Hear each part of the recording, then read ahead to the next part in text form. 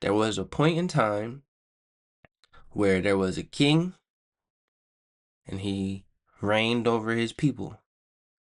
And they said, "Hey, king, you're not doing your job. I don't want you to be king no more." And his people was like, "There's more of us than there are of you." Overlooking life, but that's the biggest blessing. Just engage with who you are and throw the biggest wedding. Just think of this as food for thought. You feel I'm overstepping.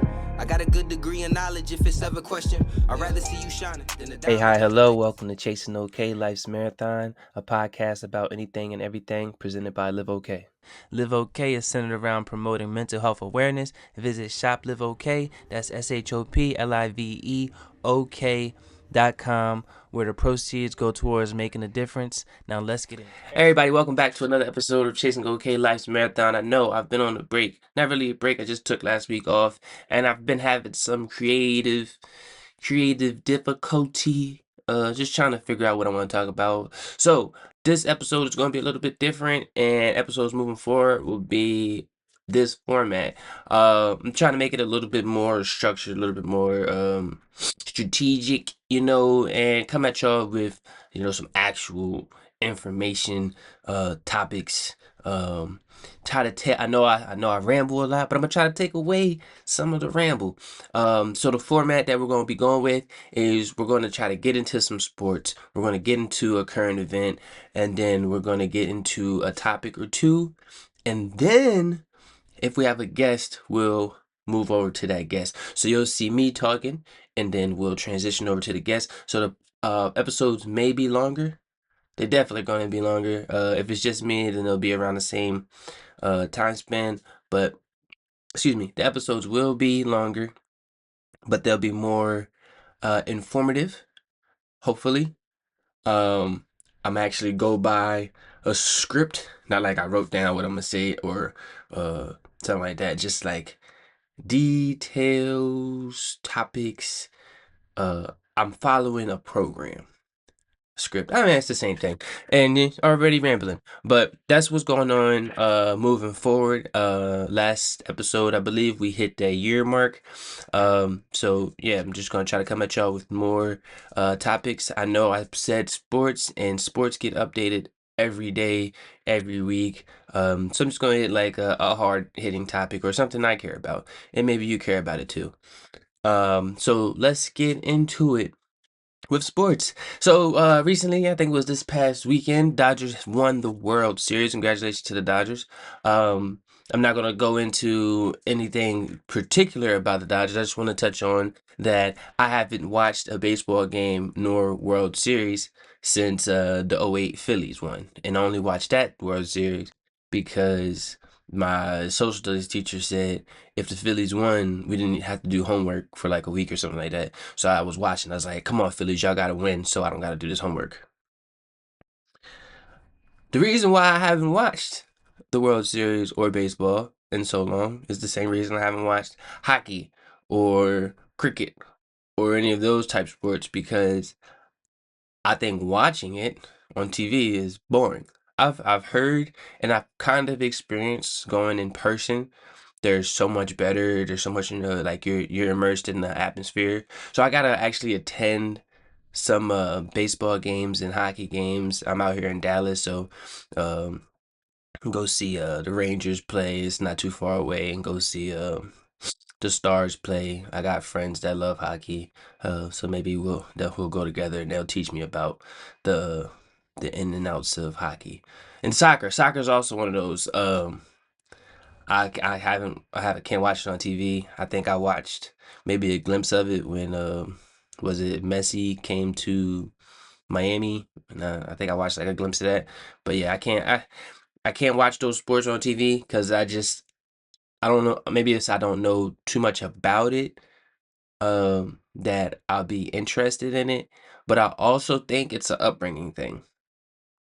So I think if you were raised on baseball, if you were raised on soccer, if you were raised on basketball, football, then watching it on TV is so much more in tune. You're so much into what's going on. You're like, oh, he hit that, or oh, he kicked that, blah blah blah blah blah. So with football, I can watch football, basketball. I don't watch too much of basketball because there's too many damn games. But like with football, I can sit down, I can watch that, I understand what's going on. Um, and I not just say I understand what's going on. I can understand what's going on in mostly all the sports, but to be actually entertained, I'm not sitting down and watching baseball, soccer. But congratulations to the Dodgers. Um, I think they said Kendrick is now up 4-1 or something against Drake because Toronto lost. Uh, yeah. But congratulations, Toronto, you got there. Congratulations, Dodgers, you won it. And congratulations to everybody that, played their part and doing what they had to do. Let's see what happens next year. Maybe I'll be more in tune. Maybe I'll watch, a series or two. But I saw one of the series. Maybe one of the games in the series. Maybe it was more went to like 18 innings, and those are extra innings. Cause yeah, those are extra innings. So like a normal 2-3 hour game was like 5-6 hours. Yeah, I'm not sitting down and watching 6 hours of baseball unless I'm like in there and I'm like, oh, this is crazy. But I still feel like being in the stadium, arena, venue, it would still be exhausting just sitting there like, all right, let's wrap it up. 6 hours is a lot. Shoot, 3 hours is a lot, and that's like a typical football game. Also, I am recording this in the morning of the day that I have to post this because, like I said, I've been in a little bit of a creative slump, and so I was like, hey, I can't keep the people waiting. Mainly you, Austin. This is for you. Um, but we're drinking coffee today.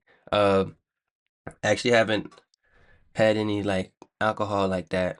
Um, Not for any particular reason, just haven't. Like normally, I only really drink when I come on the pod or a social event. Uh, but I did. I was battling the cold for like the past month. Like yeah, I get like I heal from it and then it come back and then I heal from it and then I come back. So uh, the alcohol that I did drink for y'all that are curious was I put a shot in some hot toddies. Them shits work. Like get your insides all warm and just make you feel better during the cold. So if you're experiencing the cold, especially during this changing weather, um, hot toddies is it's a simple ingredients. It's tea, honey, uh, whiskey, lemon. That's it. Make it make it make Google the limits because you don't want to have like a cup of tea and a cup of whiskey. You just gonna be drunk.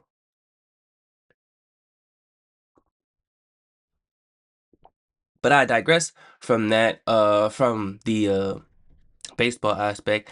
I do want to touch on being a Dallas fan. It sucks being a Dallas fan currently because we suck. We have a great offense for some games. We have a really bad defense for a lot of games. And we lost to Jacoby Brisket and the Cardinals yesterday. I didn't watch the game because um, I was playing flag football myself, and I kind of forgot about it. And it's good that I forgot about it because we lost, and um, I just would have been upset. Yeah. So Dallas needs to do better. I know we understand we're in the first year of a new head coach. Hopefully he doesn't lose his job. I don't call for the losing of jobs of people that just started. I'll get into that in a second. Um, but yeah, hopefully next year we'll do something better. Jerry Jones, if you hear this, please sell the team. Or just retire and let somebody else take over operations because yeah, we're not doing so hot. We haven't won in years, and we can't keep holding on to what our 4 or 5 Super Bowls. We can't keep holding on to that. It was in the past. Your fans, your newer fans wasn't alive. They're used to uh mid seasons and early playoff exits like me. Yeah. So As a Dallas fan, we suck. As a Shador Sanders fan, please fire Coach Stefanski. And I know I just said I don't call for the firing of coaches. I don't call for the firing of people in general. But this man, he's had six seasons, I believe, and only two of them were good. And I think those two he got Coach of the Year because I guess if you suck really bad one season and then you're pretty good the next season, you're like, dang, he changed the culture of the team of the organization. He deserves to be Coach of the Year. Okay, that makes sense. But if you do it twice for the team that you've already been on, does that just mean that you just suck as a coach? Because if you bring them back from a horrible season to have a good season, and then you have a horrible season. I don't know if it was back to back horrible. Yeah, I think it was back to back horrible seasons, and then you have a really good season, and then you get Coach of the Year for that really good season. You just changed what in those 2 years? And I think the second season that he got Coach of the Year was because Joe Flacco came in there and was like, you know what, I want to be good again. I think he got Comeback Player of the Year that year because he had a good season. And then you brought Flacco back in, and then he had subpar games, and he was like, okay, well, let's put this other dude in who's also having identical games that Joe has. You trade Joe, and now he's gone off in Cincy playing like a resurrected Raven. Yeah, so y'all just making some dumb poor decisions out there in Cleveland. Maybe Cleveland and Dallas, in New York, the Jets, y'all just need to have a meeting and talk about why we suck so bad. And maybe it's management. I think it's always management. We need that lady from the Colts. We need her to come over and help us out. Cause Colts are doing good. Colts are doing real good. Jonathan Taylor is just having his way with teams. And thank you for carrying my fantasy team. Uh, but yeah, but just to carry on or continue with the firing of Stefanski, um, you're below 500, and normally below 500 coaches, depending on how long of a span those below 500 is, gets the boot. And I know below 500 is iffy to gauge because you can have a 1-10 season and then have a 9-1 season and you are 500. I think I did that math right. So you're or a 1-9 season and then a 9-1 season, then you have a 500 record.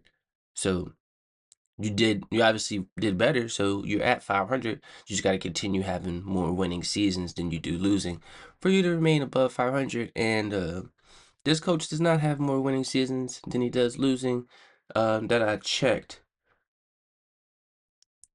Well, if you're below 500, then obviously you suck. Um, but I'm not a Browns fan. I'm just a Shador supporter. Um, and my algorithm just switched to a bunch of Brown stuff because I want to see Shador succeed because I think he will, and I think he got blackball, not blackball because he's in the league. He got a bad deal. Uh, a lot of stuff been thrown at him. A lot of slander on the name. Um, I don't know him as a person, but what I've seen, I just think a lot of it was a bunch of collusion, and I'm not in the space to substantiate any of these opinions, thoughts, or takes. So don't hold me to it. But that's just what I think, and everybody has an opinion, uh, and that's mine. So if you want to do better as a team, as an organization, I suggest you switch up ownership, switch up management, switch up your head coach. And if you want to keep the head coach, just put that boy Shador in there because people who do have experience, people that played in the league highlighting the same sentiment. Uh, but I did want to touch on, because I wrote it down. I did want to touch on the fact that people have been fired for uh better. So Stefanski is a subpar coach to me. People say he's good. I don't care. He's a subpar coach to me, my opinion. Doug Peterson was fired as the Eagles head coach after winning a Super Bowl. Stefanski ain't win a Super Bowl.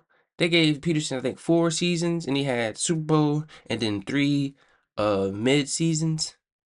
And then he got fired before the end of that 4th season.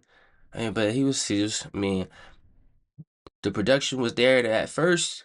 That's that Super Bowl year, and then it fell off. So obviously, like, dang, you fell off. We should make a change.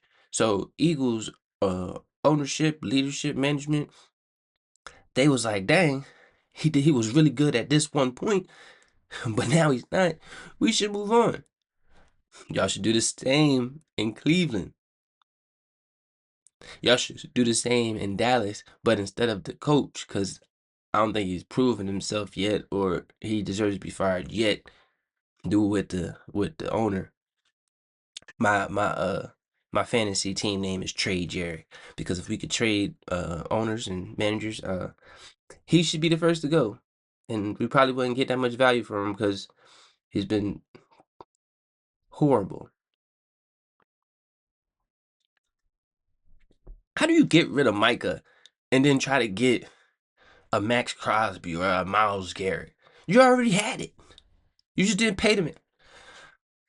I wish all the power to Mike. I hope you do great things in life. I hope you continue to be great. Maybe you'll come back as a Cowboy in the later years of your career. I saw a Micah Parsons jersey at Marshalls or Ross, and I was tempted to get it, but I was like, no, he's not even a Cowboy no more.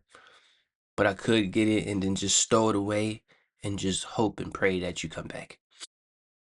But still at a productive level. We don't want like the old decrepit Micah. Um, but like I said, start Shador, fire Stefanski, or just start Shador and figure out a better situation.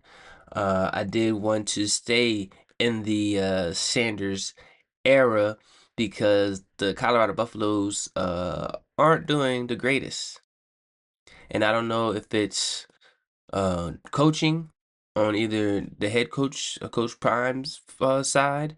The defense can't stop a runny nose, seems like. And y'all quarterback isn't producing the way that he did at Liberty. And I don't know if it's the coaching, and I don't know if it's the like if it's the coaching the play calling, or just like his talents aren't suited for that team. Maybe it's time. I know y'all benched him before, but maybe it's time to start the freshman. From what I saw on the stat sheet, because I didn't watch the game for some reason, y'all play at like midnight every time y'all play. Um, Apparently the freshman did pretty well, so maybe it's time to give him the reins. But even though Colorado wasn't doing so hot as excuse me, it's their first season without Shador, without Travis Hunter, um, Jimmy Horn, Wester, bunch of defensive names. I know a lot of their names in my head, but they're just not coming out in words. But y'all lost a lot of people. Um, so that does impact your team. And I feel like if he wasn't at Colorado, if he was at like Florida State or uh one of just the bigger sports name schools, um, that he would be given a little bit more grace, and the seasons or his record would be better, because talent wants to go to a talent known school. That's why Bama's always been good. That's why Ohio State's always been good. Michigan have always been good. Because big names, you're like, dang, like even as a kid, you're like, dang, I want to grow Ohio State when I get older, or I want to be part of Bama's tradition when I get older. So I never heard somebody be like, "Yeah, I want to go to Colorado." When I like Colorado's a beautiful state, but hey, it's not sexy. Um, so y'all can call for his job if y'all want, but that just means once he leave, y'all gonna go back into irrelevancy unless y'all find like a crazy good coach that makes y'all undefeated seasons and brings y'all to natties. But if y'all just having mid seasons or winning some bowl games and not even like big bowl games like Pop Tart Bowl or so many dang bowls, Totito bowls, whichever bowl games is not bringing you to that to the bracket to get you to the national championship, y'all just gonna you know die into irrelevancy. Um, but yeah. So call for your job. Call for a job if you want. He'll probably just find a job at a better school, and uh, yeah, do better and make that make that school more famous than Colorado. But hey, do what you gotta do. But I just think y'all need to make the right business decisions because it'll get better. I believe in them. Um, I didn't write it down, but since I did bring up y'all calling for Coach Prime's job and what he's doing at Colorado. I'm gonna have to cut out this second because I'm gonna have to look it up. Let's see what the old New England coach is doing in at UNC. What's Belichick's I'm gonna put in UNC. UNC Tar Heels football standings. All right, so y'all calling for Dion's job, right? In the Tar Heels with arguably one of the greatest coaches to walk the earth, is the 1-3 in his conference, and 3-5 overall. Why ain't I been hearing about all that? I mean, understandably, it's his first season, so you got to build, but that ain't a good record. That's that's below mid. So so y'all want to talk about Prime? I'll keep that same energy next year. Nah, cause y'all was on his ass the first year, so keep that same energy this year and keep that same energy next year with Coach Belichick and his 50-year younger uh girlfriend. That's weird. But hey, that's what happens when you get money. Cause you don't see broke people like that. And if you do, point them out so I can be like, hey, what's going on with your life? But I digress. So yeah. Uh yeah, y'all call for Prime, I want y'all call for Belichick and all those other bum coaches. Uh, uh they're not bums, but you know what I mean. Coaches that's doing bad jobs currently. Um Okay, and I think two more subjects on Colorado-esque issues. Um, I spoke on Shador, and I don't know if it's my algorithm because I'm keeping track, wanting to see him succeed, when waiting for his start to come in.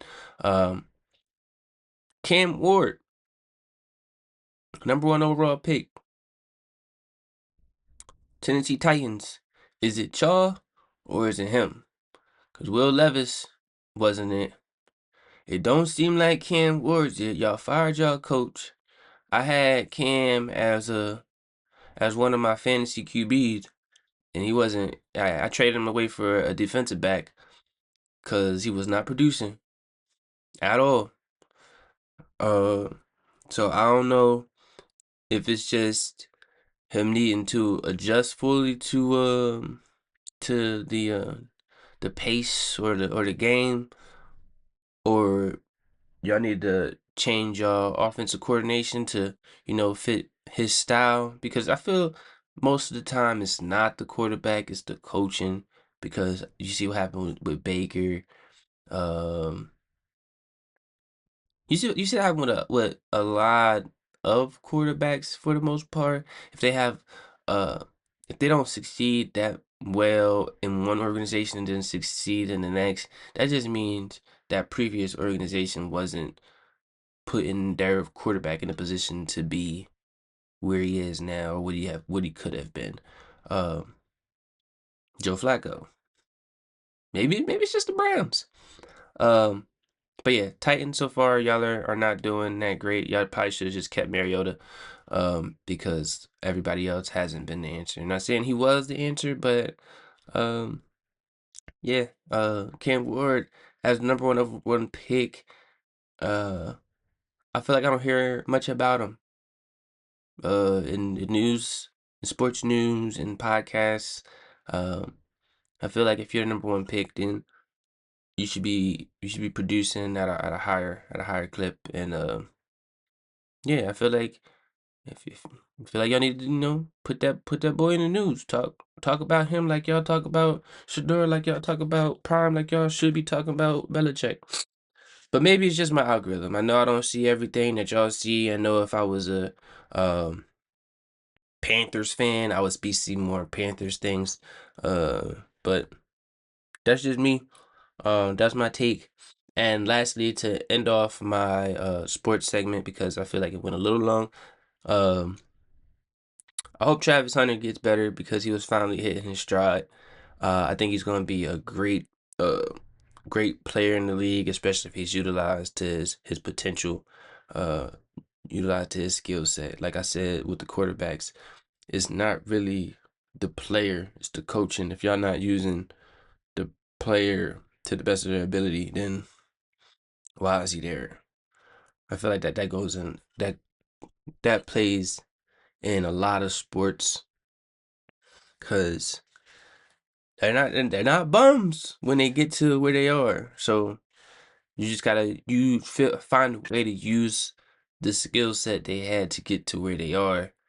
And I understand professionals is a different beast, but just saying they got there somehow. So maybe is it the stage too big and they just not producing, or they just not who you thought they were? You just got lucky all the way up until there, or they were just the best of people their age and younger, and then when they got to the people that were older and faster and been doing it for a minute, then I mean, I guess it'd be like that. But I think coaching just needs to be better because if you put the right people in the right situation, then they will succeed. But that's my sports segment. Hope y'all liked it. Hope y'all enjoy it. I'm gonna try to cut up each segment and post them separately as well as a whole. Maybe like how Shannon Sharp does his pods and other people does their pods because I feel like just giving y'all 2 hours of talking is a lot. So if I give y'all, a small serving and a small serving, you'll be like, oh yeah, these servings are nice. Let me see the whole pie. So that's my goal. I'm gonna give y'all the whole pie and some slices.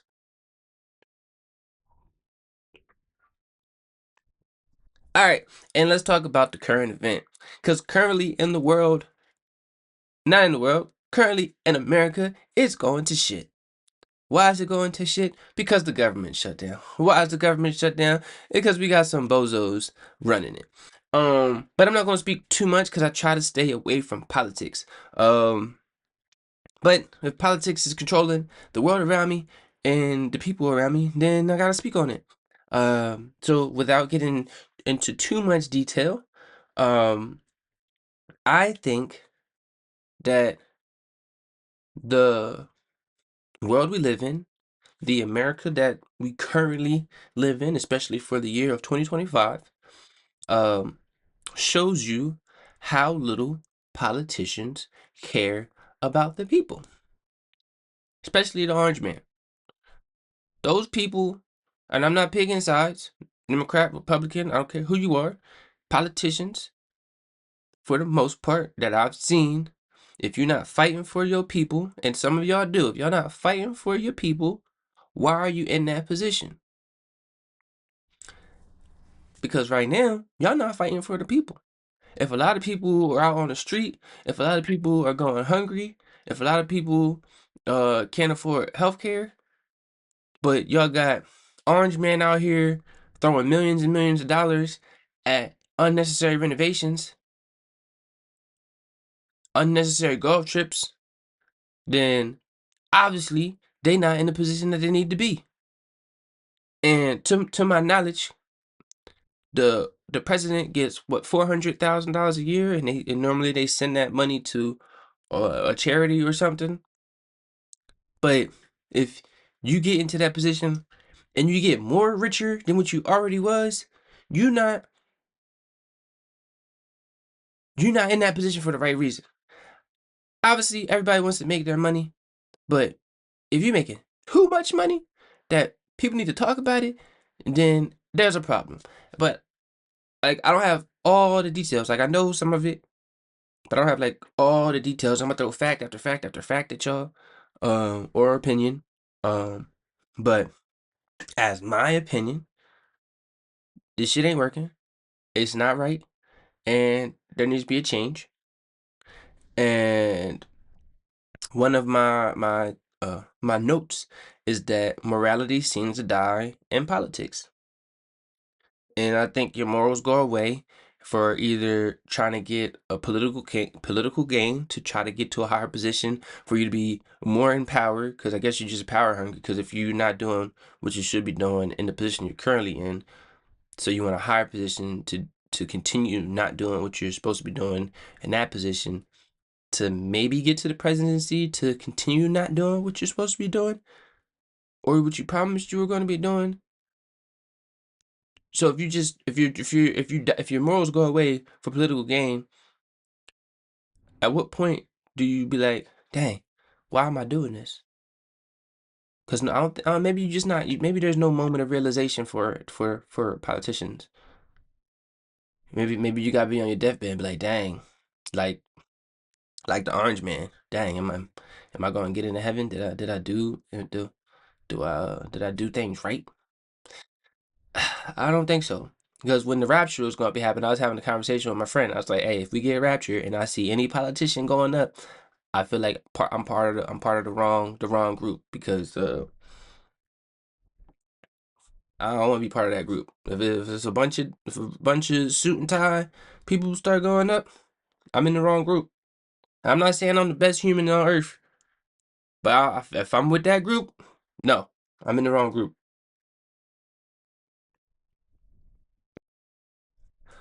Also, and this is just a question. I'm not calling for violence of any sort. Um, but at what point, backtrack, if the people, all the millions of us, it was about, if 60 million voted on one side and another 60 million voted on the other side, so 120 plus million of us, right, are all being controlled, represented by less than 500 people. Maybe it's more, but let's say around 500 people. At what point do us 120 million people be like, hey, y'all 500 plus ain't doing the job that us 120 million said, hey, I think that you're the best representative to get my point across, to help make life easier for us. At what point do we be like, yeah, y'all not doing it? It's time for a revolution. It's time to revolt. Yeah. So I'm not calling for violence of any sort of nature like that, but I'm just saying, if the people control the government, and if you've read your history, if you read a book, if you know your history, if you know anything about life, if you've done your own research and you just haven't listened to one source and was like, oh, this is how life goes, if you've had a higher education of some sort, whether it's institutional or, like I said, you opened a book, you would realize and understand that history repeats itself. So there just a little snippet, and I'm not going on any era. I just want y'all to know there was a point in time where there was a king and he reigned over his people. And they said, "Hey king, you're not doing your job. I don't want you to be king no more." And his people was like, "There's more of us than there are of you." So one thing leads to another thing, and it's like, "Hey, you're not king no more." New type of government. And then a new type of government comes in, they be like, "Hey, government, you not doing what you supposed to be doing. There's more of me than there are of you." One thing leads to another. Hey, you not government no more. History repeats itself. Like I said, I'm not calling for any violence. I'm not calling for anything of that nature. I am calling for change. So if things aren't working, change should be enacted. Correct? Correct. I hope we're on the same page. And one final notion on um the government and the politics, and I feel like I said it before. Um we had the No Kings protest not too long ago. I didn't go. I'm not a protester. Um uh if I guess if it calls me to be there, then I'll be there, but I'm not a protester. I support you from afar. Uh but the No Kings protest, the purpose of the protest is we don't want a king. Even the people that have a king in over in UK don't really have a king. They have uh parliament. I think they have their own government who, does what they do. And I guess the king can come in and be like, "Hey, I want to be king." But I feel like that never is gonna happen. So we don't want a king, right? But even if we did, why did you choose this person to be that? Like out of all the people, all right, we're just going to separate the parties because right now it's Republicans. So out of all the Republicans that ran for president or a high governing position, why'd y'all choose this man in particular at the age he is with all the health issues he has to be the king? Why? Like y'all could have chose somebody younger, somebody that would actually reign for some time, but y'all chose this guy. And I don't know if it's part of a bigger plan where like, okay, he's the king, and then you know Prince comes in after a few months of him kinging. But that's just a question I have. If y'all don't see another episode for me, then the government got me. But I don't feel like I'm saying anything wrong. And if y'all don't see this at all, that means I said some things too right. And they're like, "Yeah, we can't be showing this to the people." But I said what I said. I asked what I asked, and I move on. So we did our sports. We did our current event. I don't have a guest today, cause obviously not obviously, but I'm doing this spur of the moment.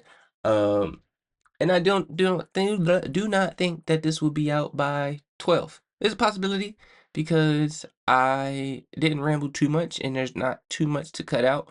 So editing should be a breeze. We'll see if the loading portion speed is speedy. So maybe I'll get the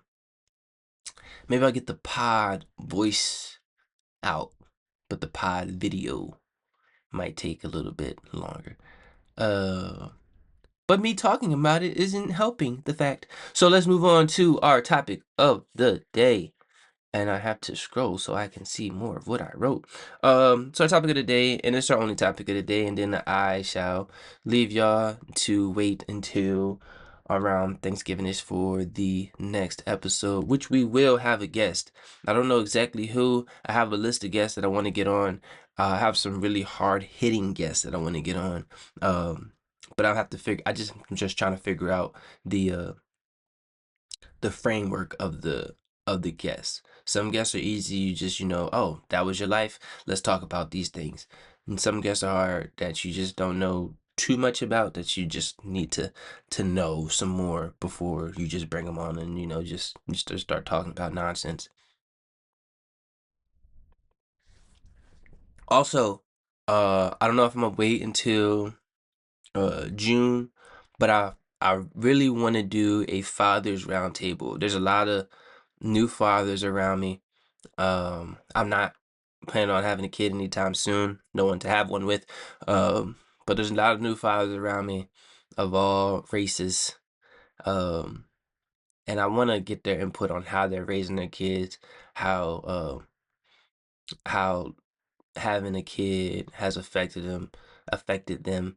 And just there's just their stance. So expect a fathers roundtable, um, either soonish or in Juneish, around Father's Day. But I'm really excited for that one. I have a lot of people in mind. When I figure out the logistics, that's when they'll come. Um, but yeah, so that's coming eventually. But like I said, let's get into the topic at hand. And the topic of today is rejection. Rejection comes in many forms, in many aspects of life, whether it be work or personal. Um, and how we handle it is is challenging. And I think it just depends on the person. I think it depends on how you were raised, your how life's treated you up until that point. Um, so let's start off with relationships, and not just boyfriend, girlfriend, or whatever. Uh, Handling rejection with the opposite sex, or someone in that you want to have a relationship with. I don't know how it would work for uh, girl to girl or guy to guy. I haven't heard of that experience, um, and I don't know how those interactions work. But I do have those friends, so maybe I'll ask and I'll touch on that in a different segment or with somebody. But when women get rejected, no, when women reject men, what I've heard is that they fear what the man will do. When men get rejected, they fear what the woman would say. And I think I said that right. So when I say women fear what the man will do, is because some dudes um, don't know how to handle rejection. Um, and a lot of the times, um, it's hard for people in general to put themselves out there to actually ask the question to get rejected. Um, but some people have ego problems or mental problems that they haven't worked out. So when a woman rejects a man, like, they will fear what the man will do, because some dudes out there be like will turn violent. Like, oh, you said no to me? All right. And then, sometimes they put in their hands on the women, or sometimes they may be a little too drunk, and some words get exchanged, or um the woman after the woman says no, the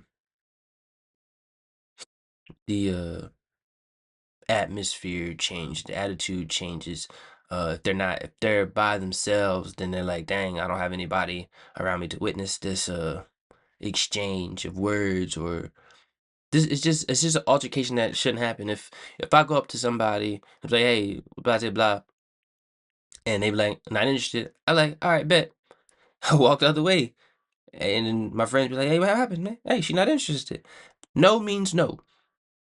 There's some There was a video I watched the other day when they were asking a bunch of dudes like, "Hey, how many times will a girl have to say no for you to say no?" A couple of dudes were wilding, and it's like, "Hey, she got to call the cops," or they got to pull me off her. Like, that's just wild.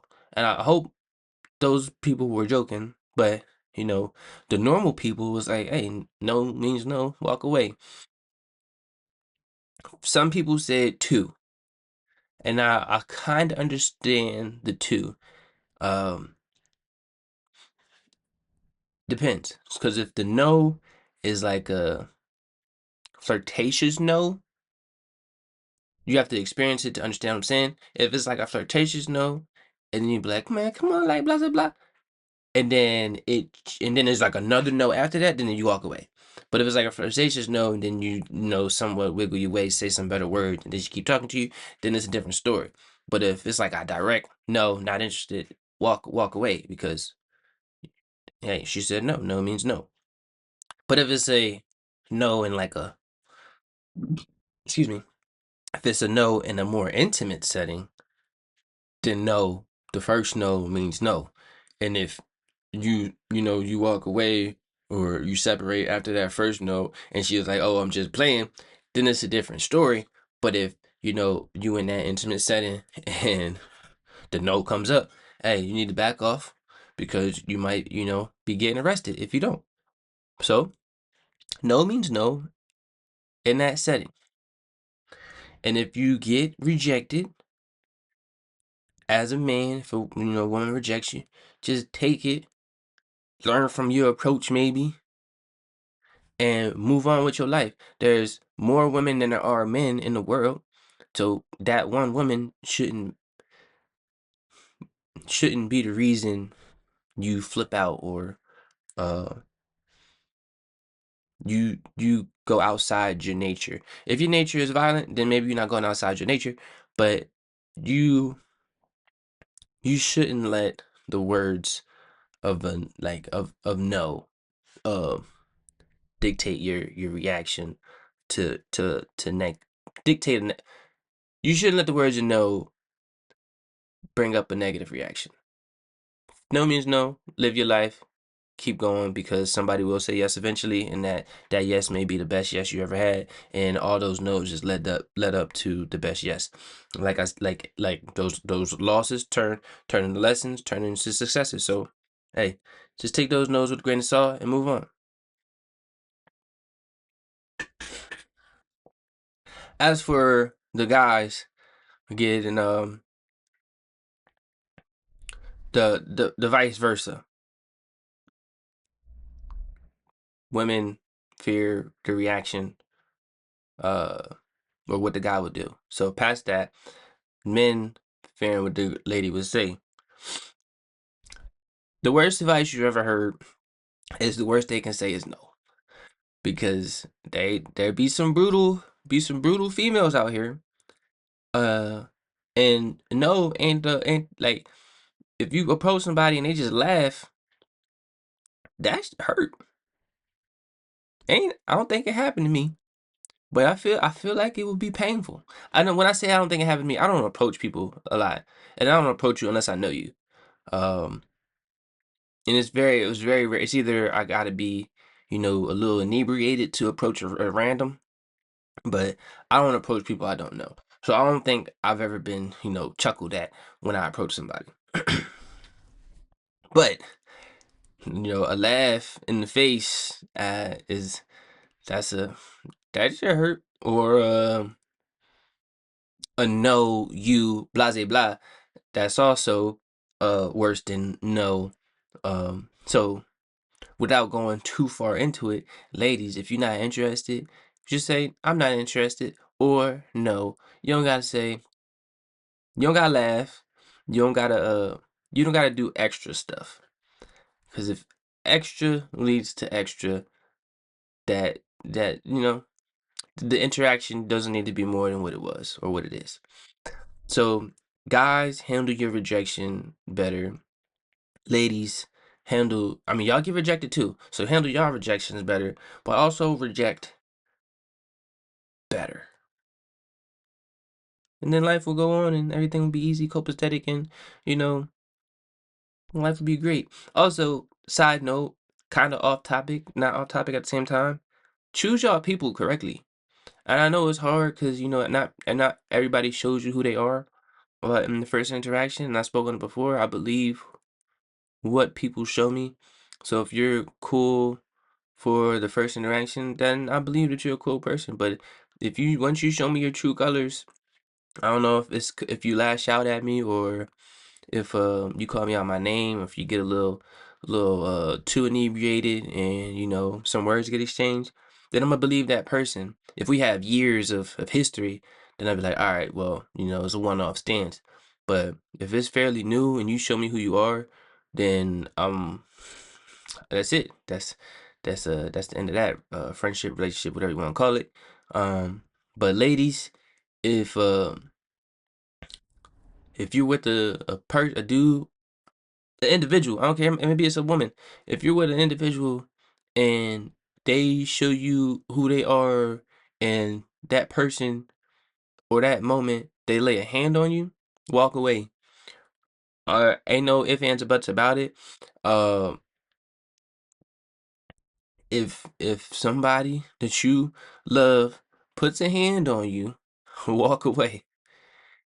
And I know I laughed a little bit, but it's not the laugh in the funny sense. It's the laugh in the I'm serious. Get your ass out that situation because if he did it once, then he's probably gonna do it again. So don't rely on a nah, he's not like that. Nah. If the person does something once, believe the person that they show you and walk away. Nobody should be in a DV situation. Um and same with guys, like they don't let the woman beat on you because y'all be testing it.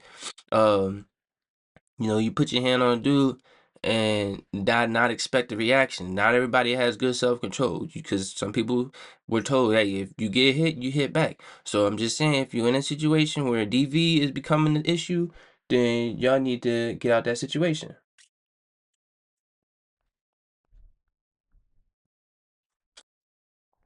Then y'all need to get out that situation. Um, but I digress. Back to the topic. Uh, so I think each side can handle rejection in a better manner. So just think about it moving forward. Also, when it comes to proposal, well, I have a question when it comes to proposals. If um if you enter in a relationship, depending on how long it is, and your significant other asks you to get married, proposes, and your significant other or your significant other says no, are you remaining with that person until like maybe another time? Like maybe if y'all were together for a year and you asked and they said no, he's like, nah, we only been together for a year. I want to know you longer. Then that's understandable. Um, but if y'all were together for like 5 years and y'all asked and he said no, uh, are you like, dang, I've been with you for 5 years. Like I feel like that's long enough. We should, you know, get this paperwork done. 'Cause that's all it is, really paperwork. We should get this paperwork done. Uh, and they say no. Like, how are you handling a no in a proposal? I feel like they don't happen too often, but I know they happen. Uh, so I just like how do y'all handle that? Like you comment, like interact with this one in particular. How do y'all react? And if y'all getting a no at a proposal, you stand with that person, or you moving on.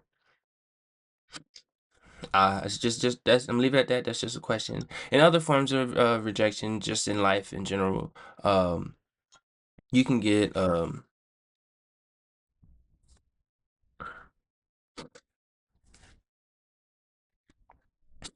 and other forms of rejection, just in life in general, you get rejected with applications, whether it's work, whether it's like school applications, or I don't know what other applications right now off the top of my head.